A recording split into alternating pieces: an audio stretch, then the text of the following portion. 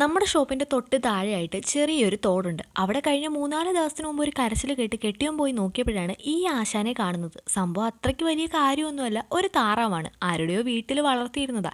കക്ഷി എപ്പോഴും അവിടെ നിന്ന് ചാടി പോയതാകാനാണ് സാധ്യത. താറാവിനെ കണ്ട അന്നേരം തന്നെ എനിക്കൊരു വീഡിയോ ഇങ്ങോട്ട് അയച്ചു തന്നു. കെട്ടിയോനും താറാവും ഇപ്പം നല്ല കമ്പനിയാണെന്ന്.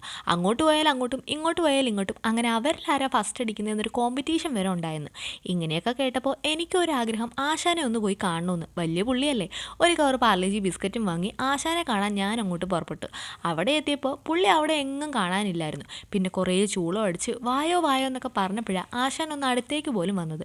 കുറേ സമയം അതിൻ്റെ കൂടെ അവിടെ നിന്ന് അങ്ങോട്ട് കളിച്ചു, കൊണ്ടുവന്ന് ബിസ്ക്കറ്റും കൊടുത്തു. പിന്നെ ഞങ്ങൾ തമ്മിലൊരു റണ്ണിങ് സ്വിമ്മിങ് കോമ്പറ്റീഷൻ വരെ നടത്തി. സംഗതി ആശാന് കിട്ടിയ സ്വാതന്ത്ര്യം മാക്സിമം അങ്ങോട്ട് എൻജോയ് ചെയ്യുന്നുണ്ട്. ഫുൾ ടൈം വെള്ളത്തിലാണ്, കരയ്ക്ക് കയറുന്നതേയില്ല.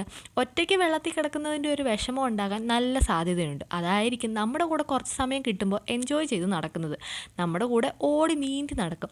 നമ്മൾ എവിടെയെങ്കിലും ഒന്ന് നിൽക്കുകയാണെന്നുണ്ടെങ്കിൽ സഡൻ ബ്രേക്ക് ഇട്ടതുപോലെ അവിടെ നിൽക്കും. നമ്മൾ തിരിയുന്ന ദിശ അനുസരിച്ച് നമ്മുടെ കൂടെ നീന്തി അങ്ങോട്ട് നടക്കും. ആരുടെ വീട്ടിൽ നിന്ന് പോയതാണെങ്കിലും ഇവിടുത്തെ തോട്ടിൽ സേഫ് ആയിട്ടുണ്ട്. ഒറ്റ പ്രാർത്ഥനയേ ഉള്ളൂ, പട്ടിയോ പൂച്ചയോ മനുഷ്യരോ ഒന്നും പിടിക്കല്ലേ എന്ന്. എങ്ങനെ പിടിക്കാനാ ഇതിനെ? കാലിൽ വീല് കെട്ടി ഓടുന്ന പോലെയല്ലേ നീന്തുന്നത്. ഇതിന് വേണ്ടുന്ന തീറ്റയൊക്കെ നമ്മൾ കൊടുത്തില്ലെങ്കിലും ഇതിനകത്ത് തന്നെയുണ്ട് കുറേ മീനുകളും അവിടുന്ന് ഇവിടുന്നൊക്കെ ഒഴുകി വരുന്ന വേസ്റ്റും ഒക്കെ ആയിട്ട്. 1/4 മണിക്കൂറിൽ കൂടുതൽ അവിടെ നിന്ന് താറാവിൻ്റെ കൂടെ കളിച്ചിട്ട് അതിനൊരു ടാറ്റയും പറഞ്ഞ് ഞാൻ ഇങ്ങോട്ട് പോരുന്നു. പോകാൻ നേരം കൊച്ചുങ്ങളെ പോലെ ആശ നല്ല കരച്ചിലായിരുന്നു.